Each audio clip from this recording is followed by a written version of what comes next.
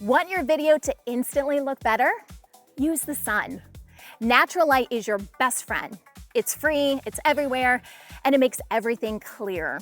In fact, it lights up the whole world, so I'm sure it can light up your story. Here's the trick. Try to have the light lighting the person in front of them, not from the side or behind them. If the sun is behind them, your video will turn dark and shadowy. If the light is facing them, everything looks brighter and easier to see. And here's the secret. Cloudy days are actually perfect. The clouds act like a natural diffuser, softening the light so everything looks even and clean. And if it's really bright, step into some shade, like I am today, for the same effect. And if you happen to be indoors and the lighting looks bad, go outside.